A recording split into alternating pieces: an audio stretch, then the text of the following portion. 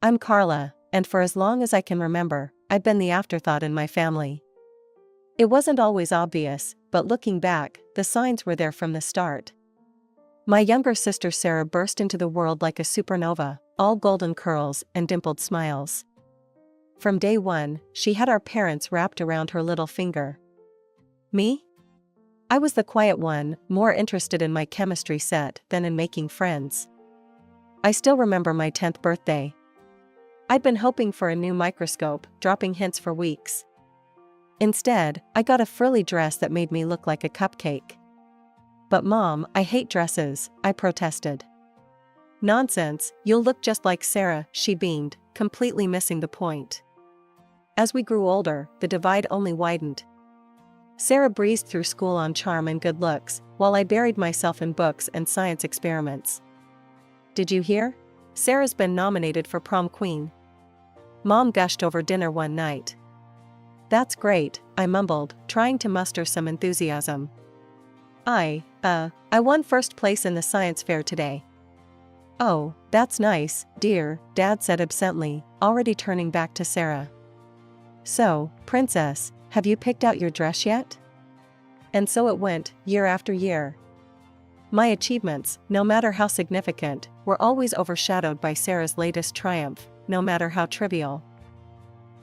The state science fair in my senior year was my moment to shine. I'd spent months perfecting my project on sustainable biofuels.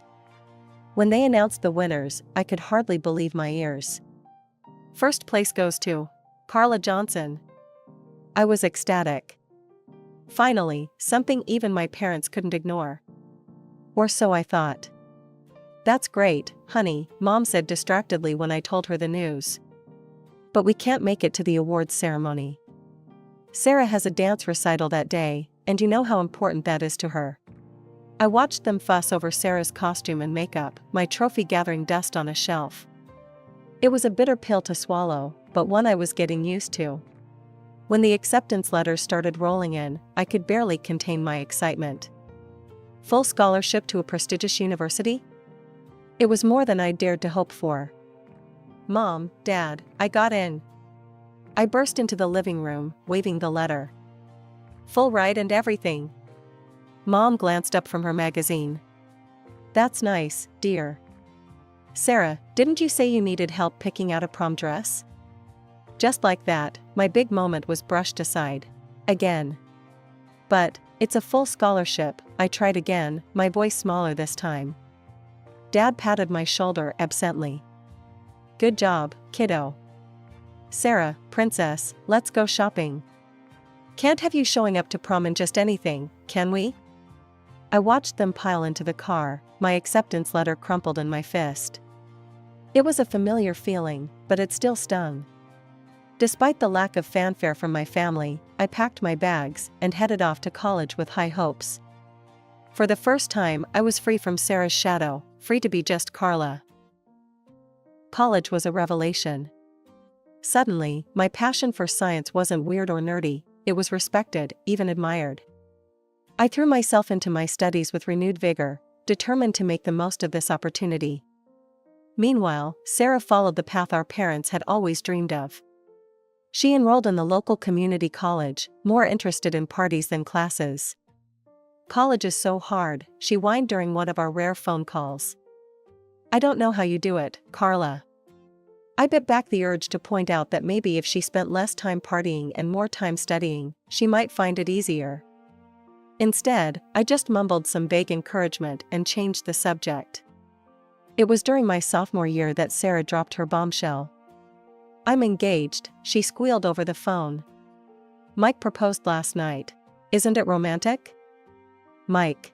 Her high school sweetheart.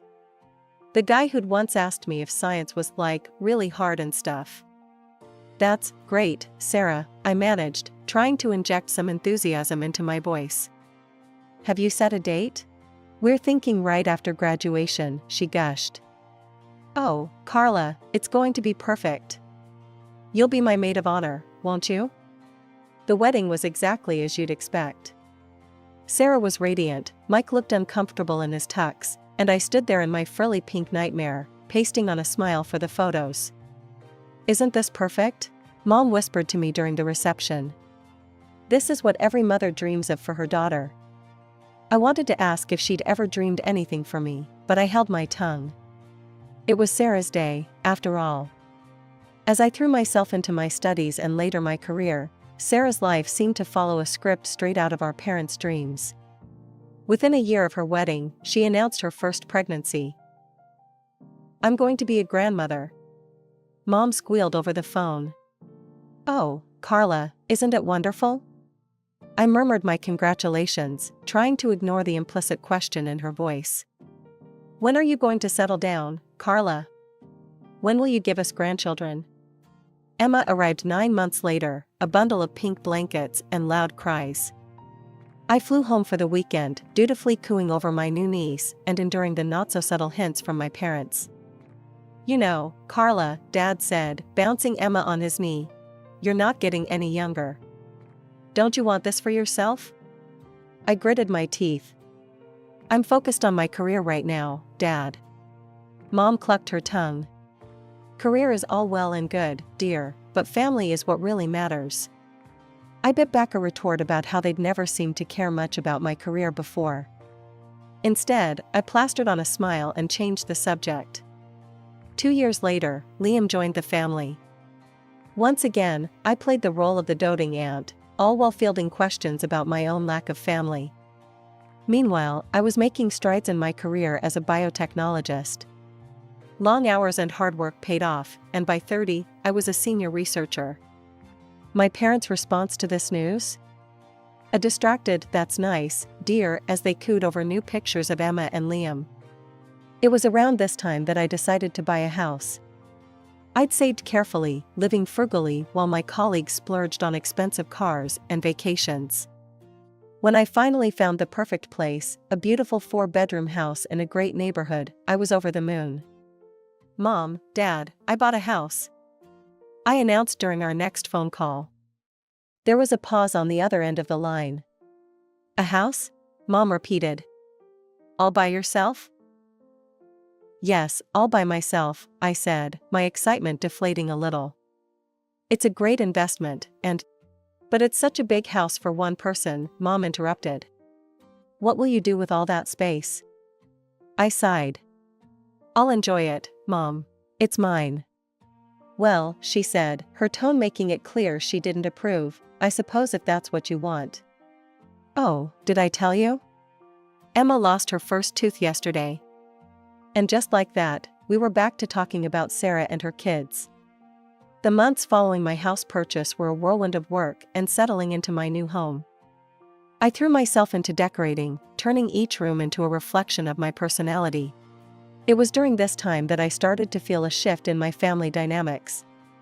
The usual calls from my parents became less frequent, and when they did call, there was an odd tension in their voices. One evening, I received a call from my mother.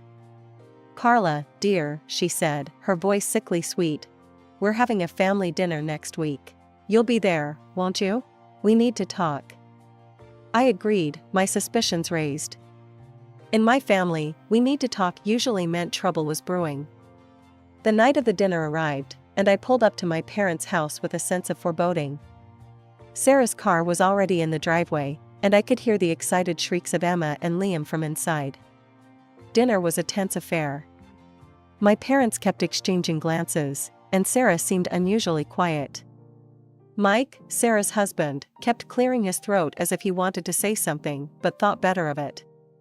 Finally, as we were finishing dessert, my father cleared his throat. "Carla, we need to talk about something important." Here it comes, I thought. "What's up, Dad?" He glanced at my mother, who nodded encouragingly. "Well, you see, sweetie, we've been thinking. That big house of yours, it's really too much for just one person." I felt my hackles rise. "Dad, we've been over this. I like my house.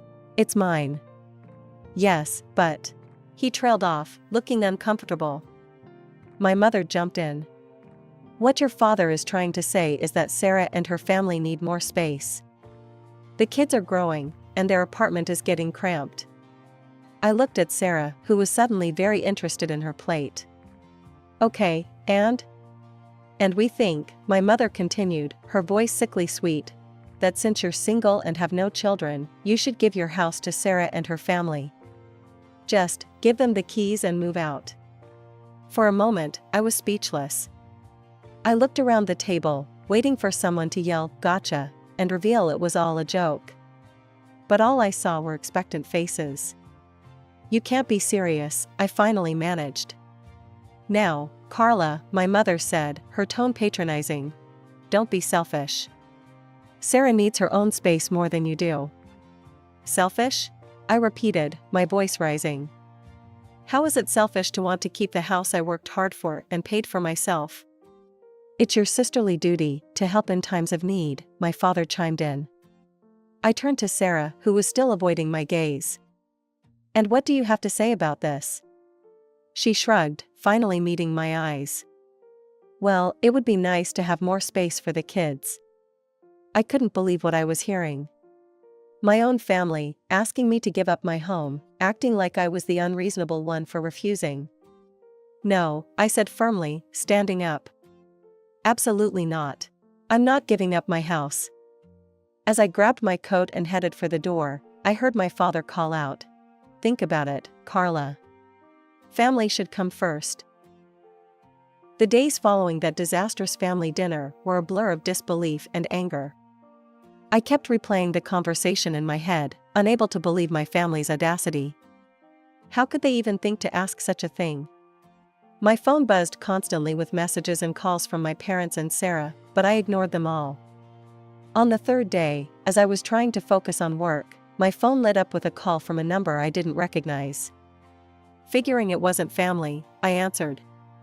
Hello, is this Carla? A woman's voice came through, sounding disapproving. Yes, who's this? This is your Aunt Mildred. I can't believe what I'm hearing about you, young lady. Your poor sister needs a home for her children, and you're living all alone in that big house. Shame on you. I felt my blood pressure rising. Aunt Mildred, that's not... In my day, she continued, not letting me get a word in. Family helped family. We didn't hoard our resources like misers. I'm not hoarding anything, I snapped. It's my house. I bought it with my own money. Well, she huffed, if you're not going to use all that space, you should at least consider donating your eggs. It's not like you're using them anyway. I was so shocked, I nearly dropped the phone. Excuse me? You heard me, she said primly. You're not getting any younger, you know. Tick-tock. I hung up without another word, my hands shaking with anger. How dare she? How dare any of them? But it didn't stop there. Over the next few days, I was bombarded with calls and messages from relatives I hadn't spoken to in years. Each one had an opinion on what I should do with my house and my life. My great-aunt Edna left a voicemail. Carla dear, it's your great-aunt Edna. I just wanted to say, it's not too late to find a nice man and settle down. Then you'd need that big house. It was relentless. Every ping of my phone brought a new judgment, a new guilt trip. I felt like I was going crazy. I started to dread checking my phone, wincing every time it buzzed. I threw myself into work, staying late at the lab just to avoid going home to more messages. It was during one of these late nights at work that I got sick. Nothing serious, just a bad cold, but enough that my boss insisted I take a few days off to recover. So there I was, curled up on my couch with a box of tissues, feeling miserable both physically and emotionally. My phone had been mercifully quiet for a few hours, and I was just starting to relax when I heard it. A noise at my front door. Like someone was fumbling with the lock. My heart started racing. Was someone trying to break in? I got up as quietly as I could, creeping towards the door. Through the window, I could see figures on my porch. Familiar figures. I yanked the door open, startling the people on the other side. What the hell are you doing? There, caught red-handed, were my parents and Sarah. They looked like deer caught in headlights, frozen in the act of trying to break into my home. My mother was the first to recover. Carla, dear, we were just worried about you. You haven't been answering your phone. So you decided to break into my house? I couldn't keep the incredulity out of my voice. My father at least had the decency to look embarrassed. We didn't think you'd be home. We thought you'd be at work. And that makes it okay? I was practically shouting now. What were you planning to do? Move Sarah in while I was gone? Sarah, who had been quiet until now, spoke up. Carla, you're being hysterical. We were just going to wait for you to come home. I noticed for the first time that there was a car parked behind them, loaded with boxes and furniture. My blood ran cold as I realized the full extent of their plan. You were going to move in, I said, my voice flat. You were actually going to move into my house without my permission. Now, Carla, my mother started, her voice taking on that patronizing tone I knew so well. We've discussed this. Sarah needs the space more than you do. We thought if we just took the initiative. You thought wrong, I cut her off. This is my house, mine. I bought it with my own money, money I earned through hard work. You have no right to it. Just then, I noticed movement out of the corner of my eye. My neighbors, the Johnsons, were peering out their window, clearly concerned by the commotion.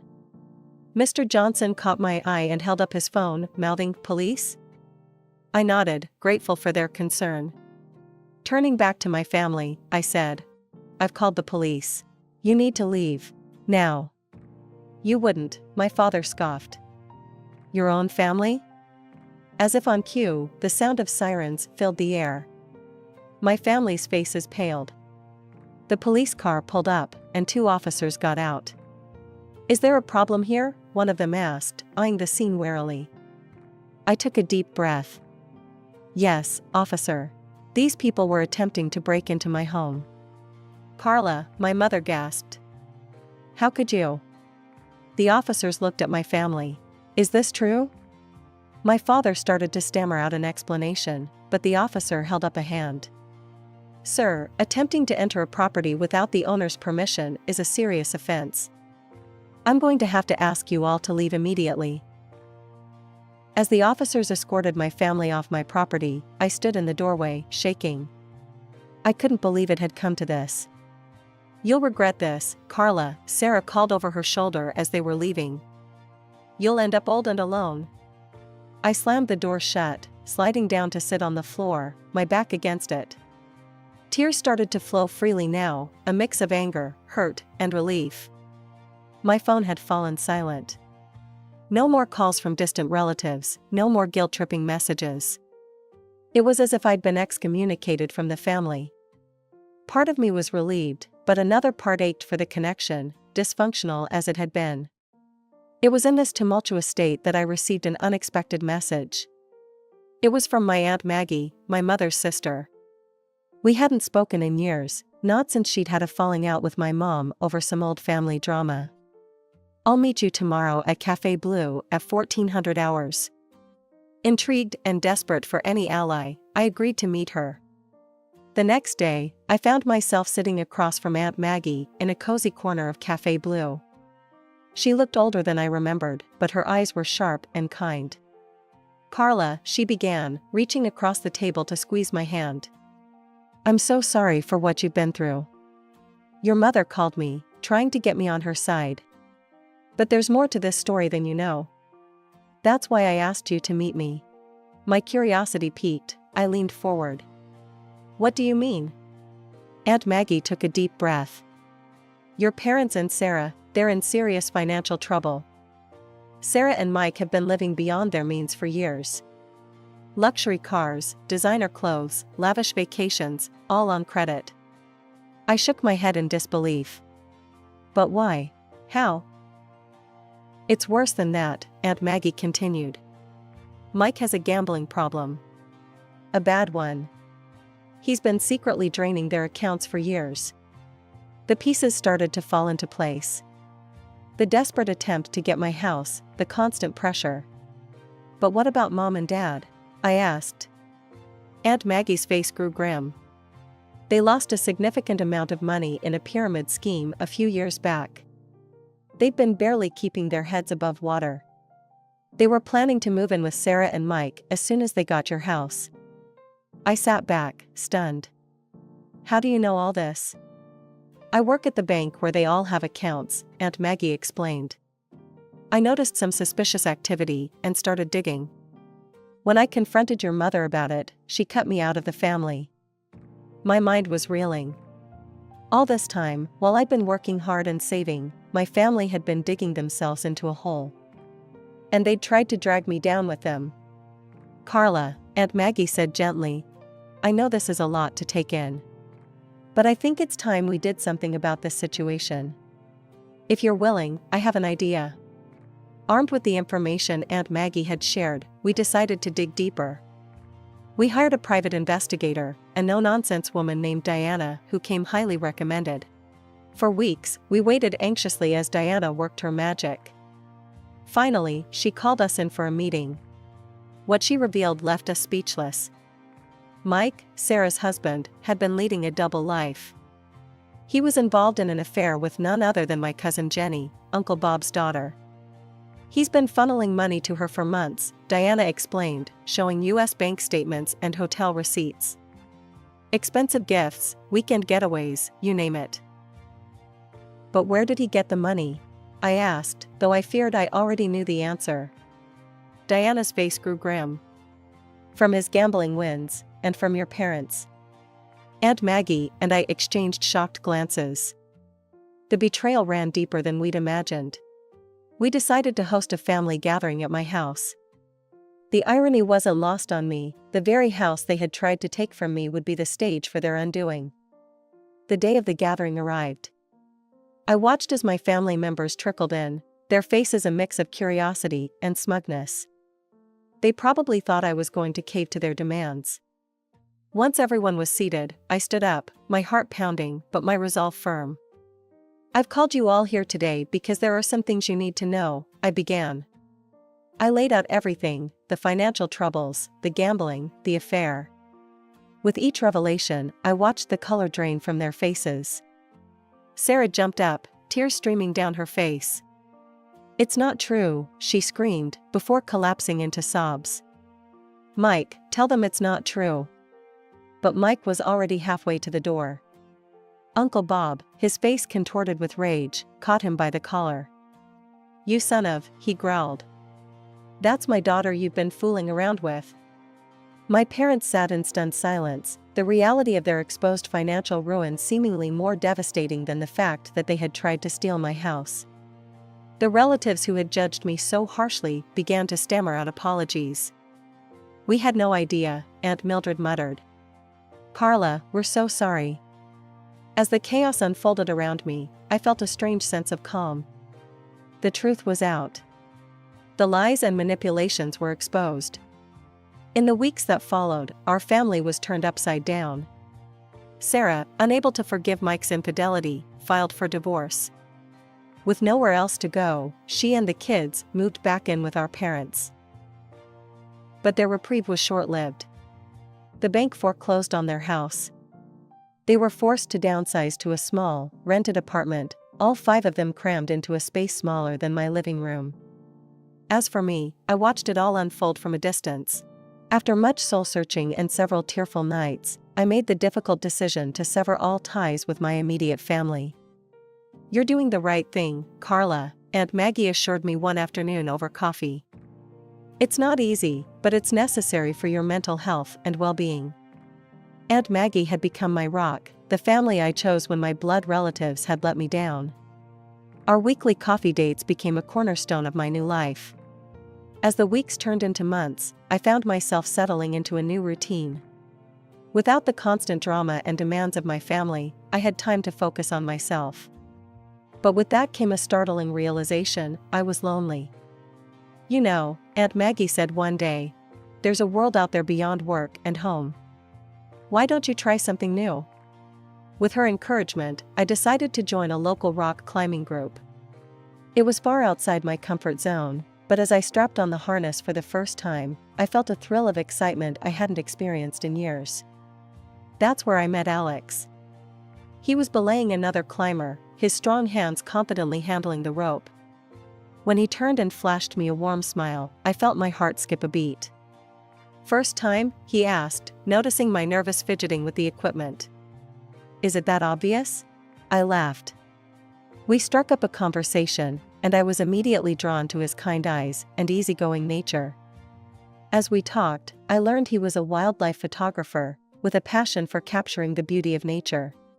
For the first time in years, I felt a spark of excitement about the possibility of a relationship. Alex was kind, adventurous, and understood the complexities of family dynamics in a way few others could. We began dating, our shared love for nature and understanding of complex family dynamics bringing us closer. Before I knew it, we were discussing marriage, a concept that once seemed foreign and unattainable to me. Through it all, Aunt Maggie remained my steadfast support. She became the mother figure I had always yearned for, but never had. "Carla," she said to me one day, her eyes misty. "I want you to know something. I've changed my will. I'm leaving everything to you." As I hugged her, tears streaming down my face, I marveled at how much my life had changed. The path hadn't been easy, but it had led me to where I was meant to be. With Aunt Maggie's love, Alex's support, and my newfound strength, I was ready to embrace whatever the future held.